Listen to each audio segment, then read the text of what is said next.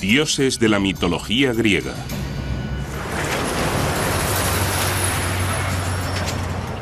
Atenas, Grecia. Una ciudad que bulle con el comercio y la cultura. También es una ciudad de fe griega ortodoxa, parte del gran brazo occidental del cristianismo.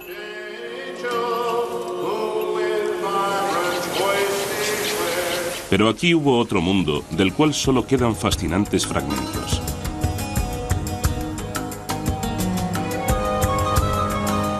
Aquellos que se aproximan al pasado van en busca de un mundo que era igualmente bullicioso, igualmente piadoso. El mundo de los antiguos griegos. Aún nos habla a través de uno de sus legados, la mitología griega. Estaba poblada de muchos dioses y diosas, cada uno con determinados poderes en el mundo y con una historia particular. Durante decenas de miles de años antes de los tiempos bíblicos, los relatos de los dioses y sus actividades fueron transmitidos por los narradores. Es sumamente difícil, pero intentamos imaginar cómo eran aquellos tiempos. Si hago memoria, creo que mis historias favoritas sobre los dioses, las que más me hicieron pensar y más me impresionaron, fueron la de cómo Atenea nació de un dolor de cabeza de Zeus, la de Apolo, que fue un joven alocado y luego se convirtió en el dios del orden, de la música y el arte, y la de Poseidón, que era el protector de nuestra capital y además estaba a favor de la paz. Presidiendo a todos estaba Zeus, dios del cielo, dios del trueno. Zeus es un dios del cielo, y te encuentras en los dominios de Zeus cuando estás en plena naturaleza. Zeus ejercía algo de control sobre si tenías o no un buen día o una buena o mala vida. Tenías dos frascos en el umbral. Uno contenía el bien y otro el mal.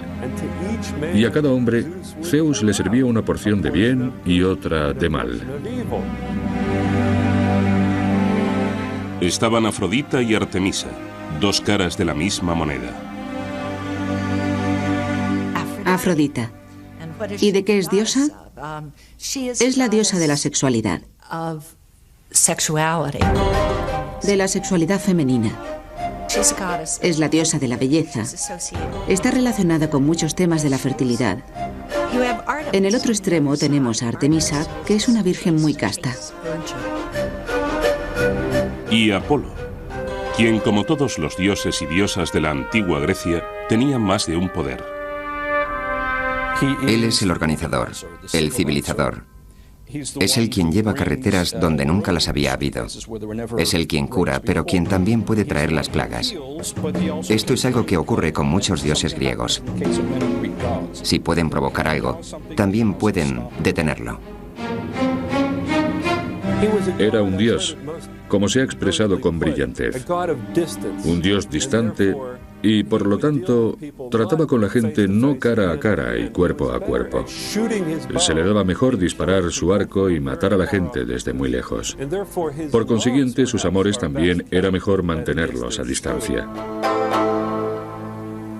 Estos dioses y diosas evolucionaron conforme los antiguos griegos intentaban encontrar sentido, y tal vez fue en un mundo que con frecuencia suponía un desafío. Sus historias fueron adornadas y alteradas con el tiempo a medida que distintas civilizaciones entraron en contacto con la antigua Grecia. Grecia ha estado habitada desde aproximadamente el año 700 a.C. Y hubo invasiones de pueblos de Oriente Medio y del norte.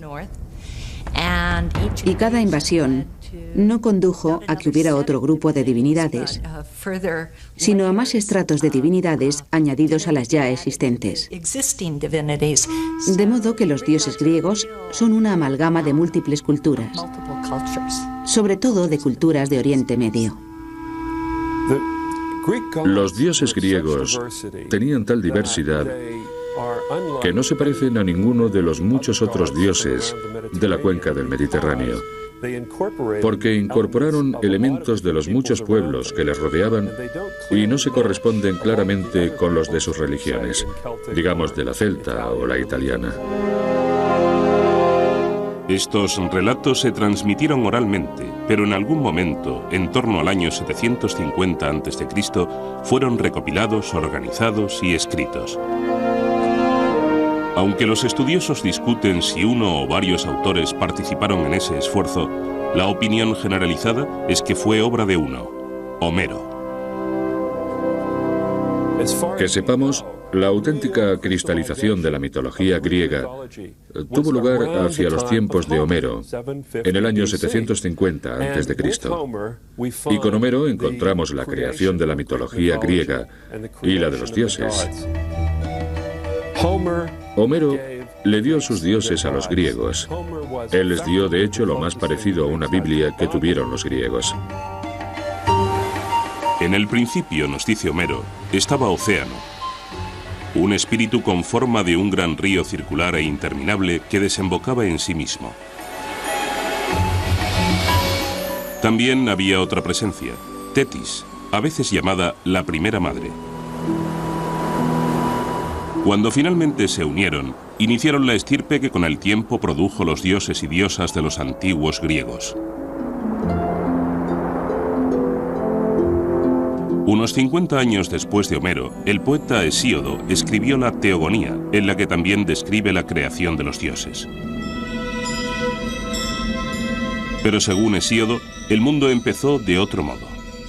Primero existió una presencia sobrenatural llamada caos, con lo que Hesíodo quiere decir el vacío, no el desorden. Érase una vez el caos. Y tras el caos existió una diosa llamada Gea, la tierra. Y Gea se acostó, se casó y se unió a Urano, el cielo. Sin embargo, Urano no quería tener hijos. Se sentía amenazado por ellos e impidió que nacieran. Gea conspiró con Cronos, uno de sus hijos nonatos, quien castró a su padre, suponemos que desde el vientre de su madre.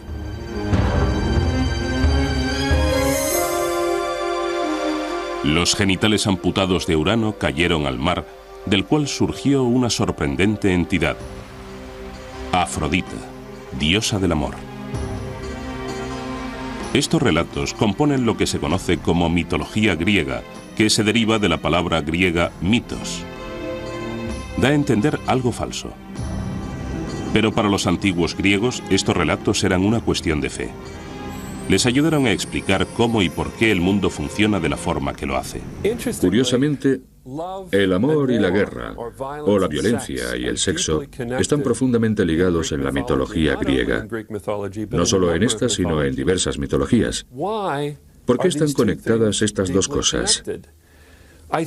Creo que los pueblos antiguos, y sin duda los griegos, creían que los sentimientos profundamente apasionados estaban conectados de alguna manera a la mente y las emociones humanas. Es decir, los grandes deseos y los grandes miedos o los grandes odios estaban de alguna manera relacionados. De esta manera, los relatos y personajes de la mitología griega tenían una aplicación en la vida real. La historia de la creación de Hesíodo sigue narrando cómo Cronos libera a sus hermanos y hermanas del vientre de Gea. Esos seres serían conocidos como los titanes, nacidos solo después de que su padre fuera castrado. El tema del conflicto entre padre e hijo tiene continuidad cuando Cronos termine matando a sus propios hijos. Cronos se casó con Rea. Cada vez que Rea daba luz, él devoraba a su hijo. Rea quería intensamente tener hijos, de modo que cogió a un bebé, Zeus, cuando nació. Lo envolvió y lo escondió en una cueva en Creta, donde se criaría. Y le dio a Cronos una piedra envuelta en pañales que éste devoró creyendo que se comía al bebé. Bien, Zeus creció, vino, atacó a su padre y todos los hijos surgieron. Y ese fue el principio de los dioses olímpicos. Zeus recuperó la piedra con la que su madre engañó a su padre. Incluso ahora puede verse en el santuario de Delfos. Siempre existe una especie de conflicto innato entre padres e hijos. Hasta este siglo, Grecia ha tenido en realidad una economía de subsistencia. De modo que si se tiene una pequeña granja, el padre está al frente de ella. El hijo, incluso el mayor, no tendrá derechos de ningún tipo hasta que su padre le deje paso, se jubile o muera. ¿Cuál es el problema aquí? Obviamente hay una auténtica preocupación por temas de sucesión y poder.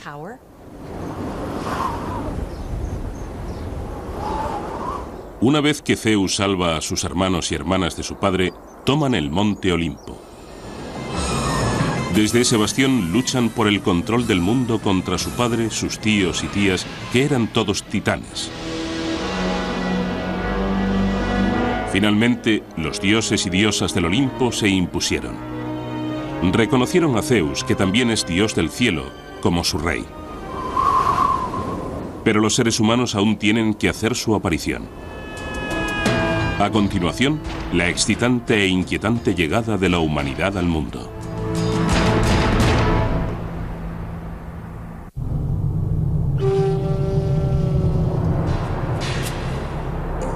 La narración de la creación en la mitología griega continúa en el relato de Hesíodo.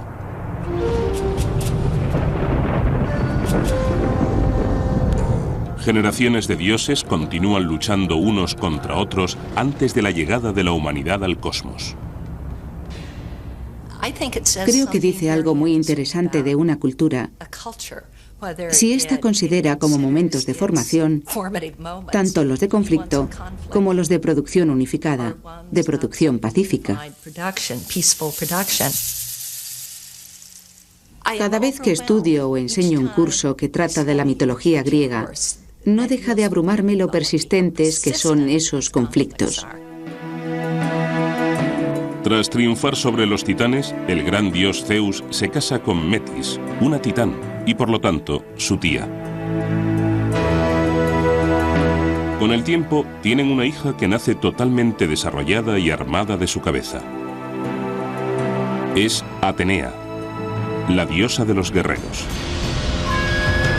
Otros dioses y diosas se incorporan al mundo, cada uno con diferentes funciones. Todos tienen, no obstante, algo en común. Un atributo que los distingue de prácticamente todas las demás divinidades del mundo antiguo. Su imagen es humana. Si pensamos en la religión egipcia, con sus dioses que poseen cabezas de animales o cuerpos de diversos animales, o en las religiones acadias, mesopotámicas o hititas, en la que vemos a divinidades asociadas con leones y otros animales feroces. La decisión de los griegos de representar de alguna manera a sus dioses como griegos es una auténtica innovación. No estamos del todo seguros de dónde procede. Cuando pensamos en la divinidad, hablamos de lo desconocido. Y solo se puede hablar de lo desconocido en términos de lo desconocido. En la Biblia hebrea, en el Génesis, dice que Dios bajó a la tierra y anduvo en el jardín del Edén por la tarde cuando hacía fresco. Es casi imposible hablar de divinidades sin hacer algo así. Xenófanes dijo que si los caballos pudieran dibujar, dibujarían sus dioses como caballos. En la narración de Homero, no es hasta que los dioses y diosas se instalan en el monte Olimpo cuando empieza a desarrollarse la historia de los seres humanos. Los relatos judeocristianos del principio del mundo culminan en la creación del hombre por Dios, al que se le da el dominio sobre todas las demás criaturas en la tierra. Sin embargo, los antiguos griegos creen que el nacimiento de los humanos reviste poca importancia para el cosmos. Aunque los griegos tenían un universo centrado en los humanos, su visión del hombre fue casi una idea de último momento. Era una criatura insignificante en el universo, algo ciertamente menor que los dioses. Luego, la creación de los humanos tenía que ocupar un segundo o tercer lugar en el mundo griego del cosmos y las deidades olímpicas. ¿Por qué se le dio a la creación del hombre un papel tan pequeño en la creación del universo? Podría deberse a que los griegos dieron por sentado que los humanos siempre habían existido, que los seres humanos eran en efecto tan importantes que nunca hubo una etapa en la que no existieran. Esto no deja de ser aún un misterio. Me gusta pensar que el mito griego refleja una cierta comprensión del lugar de los humanos en el mundo, que no son el centro de las cosas, que hay toda una profusión de cosas en el mundo creado en las que los humanos tienen que encajar. Esto supone un gran contraste con un buen número de culturas y sistemas de creencias. Igual que con el inicio de los dioses, la mitología griega contiene distintos relatos de la creación del hombre. En ninguno de ellos los inicios de la humanidad son prometedores. Vivíamos como hormigas en el suelo y no sabíamos leer ni conocíamos las estaciones del año, ni el clima, ni podíamos pensar ni oír. No éramos más que gusanos despreciables. En la versión de Homero de la creación de los humanos, el dios Prometeo crea al primer hombre de barro y le infunde vida. En el relato de Hesíodo, Zeus crea razas sucesivas de hombres, de oro, plata, bronce y hierro. Parece que cada raza simbolizaba distintos aspectos de la condición humana. La primera raza de hombres está hecha de oro. Su vida es fácil, sus cosechas son abundantes. Literalmente festejaban con los dioses. En el principio hubo una era de oro y la gente vivía en la tierra y sus cultivos crecían por sí solos y todo el mundo era bueno y justo. Toda esa gente simplemente desapareció al cabo de un tiempo. La raza de oro parece haber vivido una historia perfecta, por lo visto, en un paraíso. Y sin embargo, esta raza desaparece sin explicación. En el relato bíblico del paraíso, las penurias de la vida se ven como resultado de la caída en desgracia de Adán y Eva en el jardín del Edén. Para la desaparición de la raza de oro de la mitología griega no hay tal explicación. El motivo de su destino sigue siendo un misterio. El sistema griego en el que los humanos y su creación no son tema de preocupación difiere mucho de lo que se encuentra en el Génesis, donde tenemos toda esa atención en la creación del primer hombre. Claro está, en el Génesis está relacionada con lo que sigue, con qué pasó después de que la primera pareja desobedeciera a Dios. En los mitos griegos, desobedecer a los dioses no es un problema tan grande como en el Génesis. Entonces, ¿por qué Hesíodo no tiene una respuesta? ¿O por qué no nos da una respuesta a por qué la raza de oro desapareció? Teniendo el mito judeocristiano de la expulsión del jardín del Edén, porque evidentemente eso fue culpa de Adán y Eva. Lo que esto significa es que no hay una buena explicación a por qué el mundo es tan difícil ahora, a por qué los humanos tienen tantos problemas. Cuando la raza de oro se extingue, Zeus crea a los hombres de plata. Pero esa raza no es muy evolucionada. Los hombres de la Edad de Plata fueron bebés mucho tiempo y luego tuvieron un corto periodo de madurez para después sufrir una vejez espantosa y desaparecer bajo tierra. Eran más arrogantes y no adoraban a sus dioses lo suficiente. A continuación llegaron los hombres de bronce, que se exterminaron a sí mismos en constantes guerras. Finalmente apareció la raza de hombres que viven hoy día. De ellos se dice que son hombres de hierro.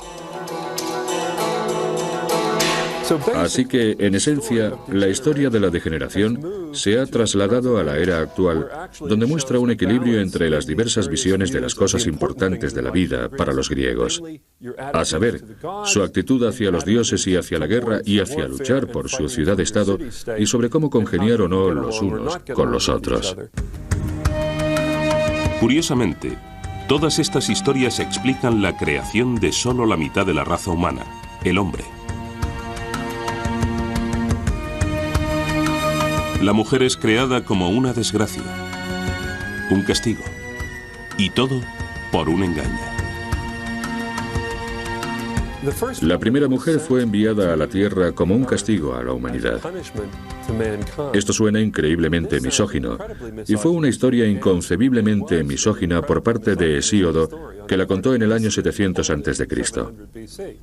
Pero cuenta la historia que uno de los dioses, Prometeo, intentó engañar al amo y señor de todo el cosmos, Zeus. Prometeo es el dios embaucador. Es un dios listo. Prometeo significa previsión.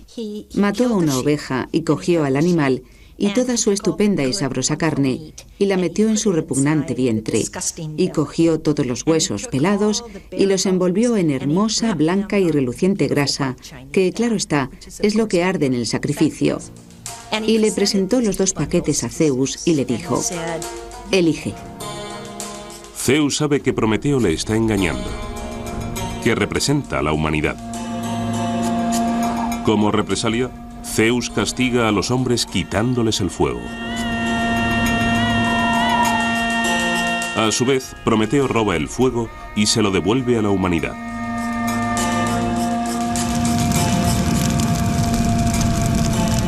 Y por robar y devolverle al hombre el regalo del fuego, fue castigado indirectamente por hacer que se creara una mujer que le fue entregada a los seres humanos. Ahora, Zeus no le dio ese objeto diabólico a la humanidad sin más. Lo llamó un mal hermoso. Es algo de lo que no puedes prescindir. Ella es un Kalón Kikón. En términos de los griegos, es una cosa hermosa y mala. Así que el mito griego, la poesía griega, gusta de expresarlo en ambos sentidos. Las mujeres son hermosas. Las mujeres son algo irresistible. Al mismo tiempo, las mujeres te hacen trabajar, así que son algo malo. Pienso que a lo largo de la mitología griega se observa un reiterado énfasis en la amenaza que representan las mujeres, la amenaza que suponen por tu necesidad de ellas, la necesidad de tener hijos y el temor muy real a perder el control debido al deseo. La incontenible sexualidad femenina amenaza al hombre. Zeus no le dio cualquier mujer al hombre. En efecto, le dio un Kalón Kikón, un hermoso mal. Su nombre es Pandora y llegó con una caja repleta de males que esparció por el mundo. A continuación, ¿por qué la esperanza está en la caja de Pandora?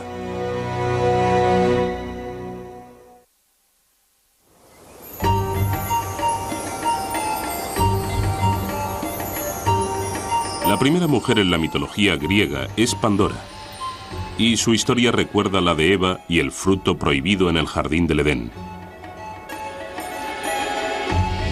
Se le entrega una caja y se le dice que no la abra, pero Pandora lo hace. Y todos los males del mundo son liberados. La enfermedad, el dolor, el sufrimiento, las plagas. Demasiado tarde cierra la caja dejando solo una cosa, la esperanza.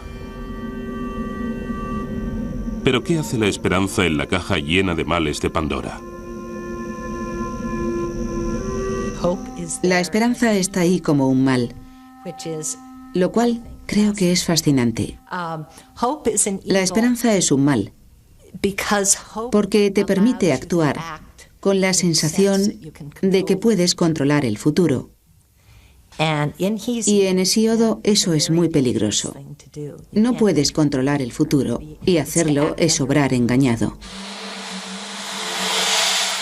¿Es la esperanza algo bueno o malo?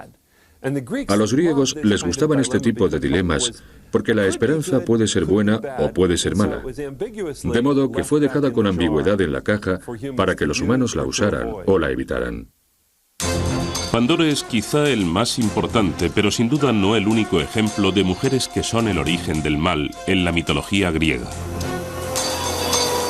Algunos estudiosos encuentran un significado más profundo a este menosprecio a las mujeres y señalan a Afrodita, la diosa del amor. Si miramos a los mitos de Afrodita, que es lo más hermoso y sexualmente deseable que pueda haber,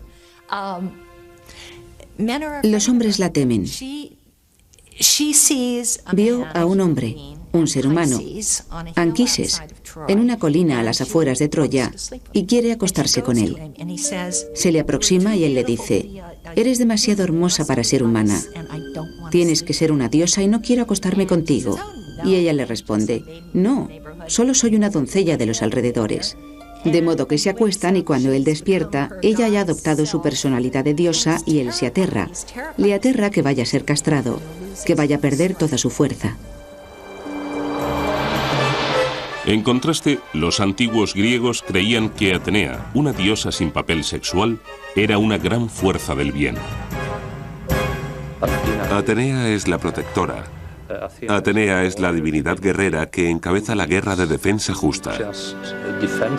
Ella es la diosa de la ciudad y, en muchos sentidos, la divinidad más importante que tienen los atenienses. Y eso puede ser válido para muchas otras ciudades donde existe una acrópolis con un templo de Atenea en la cima. Por lo tanto, el mundo de los dioses y diosas griegos no es simplemente una colección pintoresca de relatos, sino una ventana a una civilización antigua, a sus ideas y a sus valores. El tipo de pensamiento indirecto que se observa en los mitos, el tipo de narraciones que saltan de un sitio al otro, que introduce criaturas extrañas, se parecen mucho a los sueños. De modo que creo que la pregunta es si los mitos griegos son de alguna forma la conciencia colectiva de la civilización griega, en una época temprana. De forma consciente o inconsciente, los dioses están muy presentes en la vida cotidiana de los antiguos griegos. En cada montaña, en cada planta, en cada una de las emociones que experimentaban, pensaban que detrás había un dios controlándolo todo.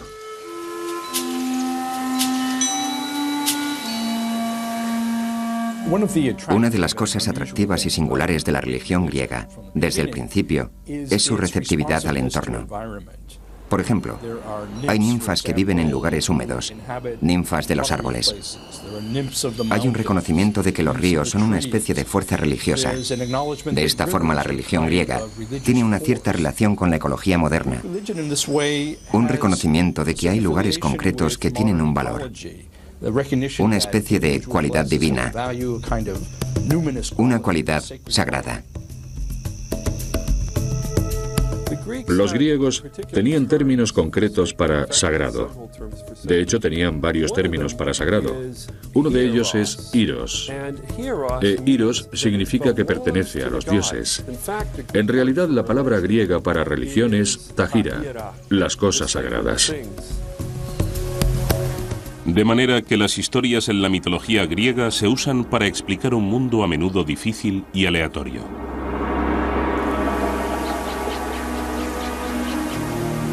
El invierno nace cuando Perséfone, la hija de la diosa Deméter, es raptada por el dios Hades y llevada al infierno para ser su esposa.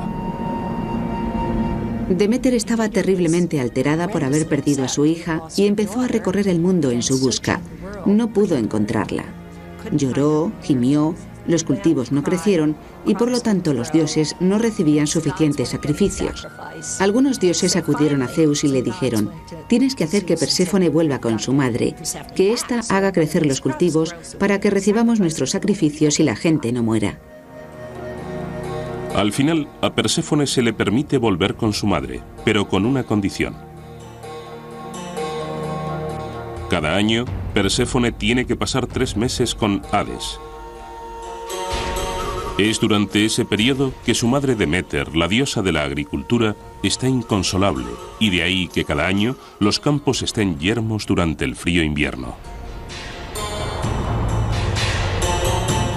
De ese modo, las grandes penurias de la vida eran explicadas. Las dificultades personales, sin embargo, a menudo se explicaban como producto de alguna ofensa a los dioses. Aquellos que ofendieran a los dioses eran castigados, no por una autoridad terrestre, sino por los propios dioses.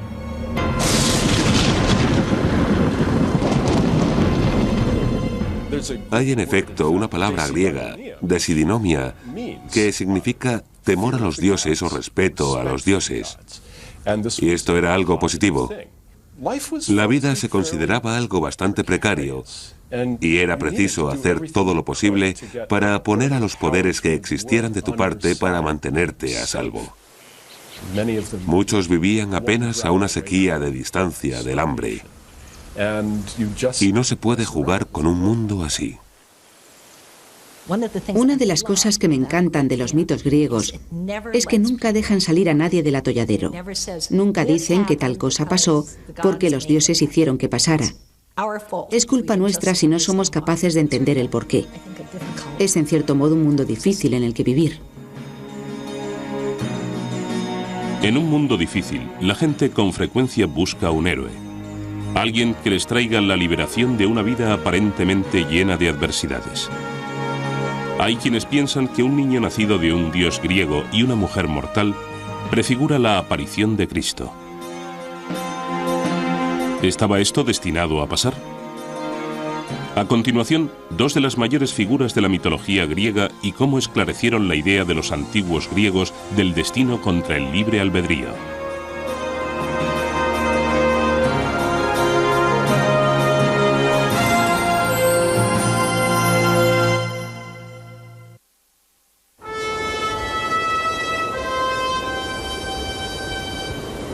Una de las figuras más famosas de la mitología griega pudo haber contribuido a preparar el terreno para un acontecimiento posterior fundamental en la historia humana.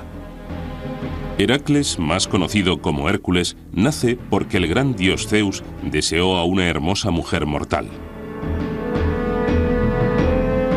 Ella, sin embargo, es una esposa fiel. Zeus adopta la apariencia de su marido y consigue poseerla.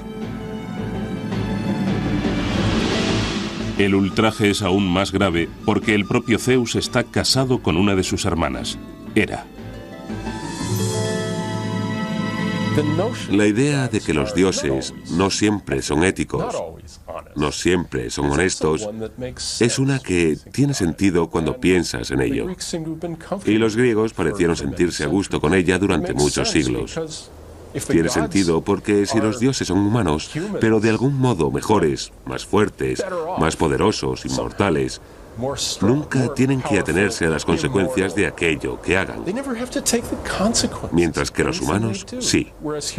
El peso de obrar éticamente, de pensar en las consecuencias, recae en los humanos, no en los dioses. Hera no puede descargar su ira contra Zeus. En un acto característico de un dios griego, elige como blanco de su rencor al niño nacido de la infidelidad de su marido. Heracles tal vez sea el héroe griego más famoso, una figura especialmente importante en la mitología griega. Incluso en su infancia, Heracles está dotado de una fuerza extraordinaria. Hera manda mortíferas serpientes a su cuna y Heracles las estrangula a las dos. Muchos de los héroes griegos tenían de hecho un padre divino y otro mortal. Por lo general, un héroe era un hombre de una fuerza superior a la normal que estaba de alguna manera señalado para tener una vida de logros, pero también de enormes dificultades. Les costaba mucho integrarse en la sociedad, precisamente por sus grandes capacidades.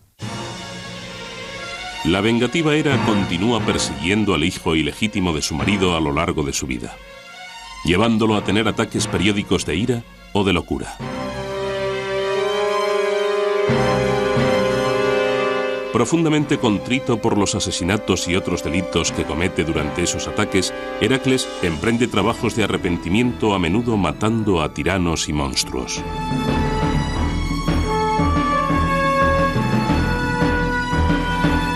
Al final de su vida, a Heracles le es concedida la inmortalidad y llevado por su padre, Zeus, a vivir con él en el monte Olimpo.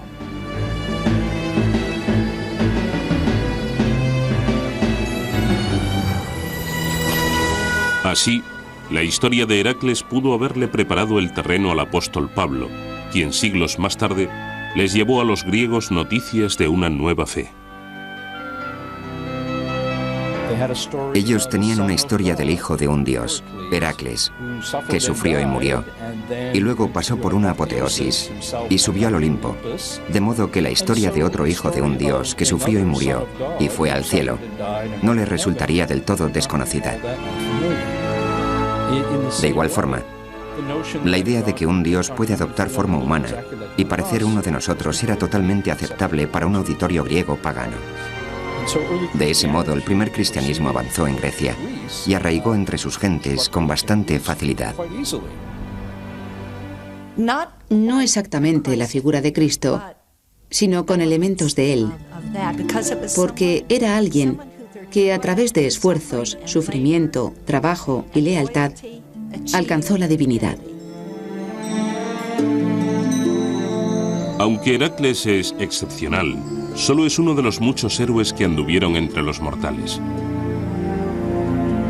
Están Aquiles y Ulises, grandes guerreros de la guerra de Troya, y Teseo, cuyas hazañas incluyen matar al temible Minotauro, la criatura que se daba festines con la carne de jóvenes griegos. Pero los héroes no tenían que ser hijos de los dioses. Tampoco eran heroicos en los términos actuales, exponerse a graves peligros por los demás. Para los antiguos griegos, un héroe era alguien que rompía los lazos con la vida normal, pasara lo que pasara. No es necesario que un héroe descienda de un dios o una diosa. Ni siquiera es necesario que un héroe haga algo bueno en la vida. De modo que una hazaña es más hacer algo extraordinario y ser reconocido por ello. Ahora bien, ese hecho extraordinario, realizado por un héroe, podía ser matar a un grupo de enemigos o matar a gente en su propia comunidad de una forma tan extraña que hubiera que consultar a los dioses. Así que los héroes son individuos raros y peligrosos. Extraordinarios, pero no forzosamente extraordinariamente buenos. Los héroes son en realidad proyecciones de lo que supone ser humano en gran escala. Ellos concentran tanto el gran potencial de los seres humanos en su mejor momento como la vulnerabilidad de los humanos. Otro héroe insólito es Edipo, que mata a su padre y se casa con su madre. Habiendo cumplido con su terrible destino, Edipo se ciega y busca la redención. Es una historia inmortal que habla del lado más oscuro de los sentimientos entre padres e hijos. Creo que indudablemente había un hilo conductor en la cultura griega y en su mitología que estaba interesado en el conflicto entre padres e hijos. Está claro que Sigmund Freud, lo notó y se aprovechó de la historia de Edipo para su complejo de Edipo. Y también creo que había un hilo conductor en el conflicto generacional al que los griegos temían, pero que al mismo tiempo admitían como auténtico. La historia de Edipo y sus padres plantea otra pregunta eterna. ¿Están las vidas de los humanos predestinadas? ¿O tienen los humanos la facultad de obrar con libre albedrío? Edipo es alguien que por motivos que jamás se revelan, está destinado a matar a su padre y casarse con su madre. Una vez Edipo se percata de que no es hijo del rey de Corinto como creía, dice: Me considero el hijo del azar. Y con azar quiere decir algo muy aleatorio. No existe un plan. Al final de la obra resulta que todo cuanto ha hecho se ha ajustado a un plan. Y si él es el hijo del azar, es el azar en el sentido de que está íntimamente ligado al destino. Él, Edipo, el hombre, tomó decisiones. Cuando se enteró de que iba a matar a su padre y casarse con su madre, huyó de su casa sin saber que era adoptado. Y claro está, encuentra a su padre en el camino y lo mata. Y luego llega a la ciudad y se casa con su madre. Él elige irse de su casa. Hizo algo terrible, pero no con el ánimo de hacer algo malo. Y el destino no le hizo hacerlo.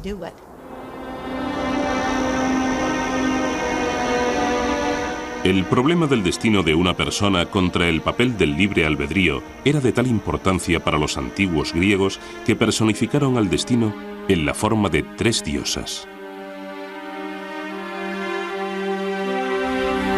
Cuando leemos la poesía de Homero, parece que fluye en 2 direcciones. Por un lado, las Parcas son 3 mujeres, Cloto, Láquesis y Atropos. Sus nombres significan la tejedora, la controladora, y no hay vuelta atrás. Ellas tejen un hilo para la vida de cada persona, cuando nace, y determinan cuándo la vida de esa persona tendrá fin. Por otro lado, vemos en la poesía de Homero que el destino es un poder superior a los dioses. Los dioses se inclinan ante el destino en varias ocasiones. Podemos mirar la historia de Edipo y hablar del destino. ¿Estaba predestinado a matar a su padre y casarse con su madre? Sí. ¿Qué significa eso? ¿Supone eso que no tenía libre albedrío? No, no significa eso, significa que eso era lo que iba a pasar. Los griegos tenían una visión muy compleja de cómo funcionaba el mundo. Por un lado, los dioses controlaban muchos de los actos de los seres humanos o tenían un efecto sobre ellos. Pero, sin embargo, los humanos también podían controlar sus propios destinos individuales y muchas veces tener la última palabra. De modo que existe una curiosa relación entre lo que controlan los dioses y lo que controlan los humanos. Y sabéis que esa ambigüedad les encantaba. De ese modo, los antiguos griegos aceptaron el hecho de que no había garantías en la vida. Algunas de sus preocupaciones parecen inquietantemente familiares hoy en día. Esa conciencia que tienen los griegos de que no se pueden tener demasiadas generaciones a la vez en el mundo está incluso expresada en un mito. El mito del comienzo de la guerra de Troya, que dice que la tierra estaba cargada con demasiadas personas y clamó a Zeus que la liberara de esa carga. De manera que Zeus inventó la guerra de Troya para deshacerse de mucha gente.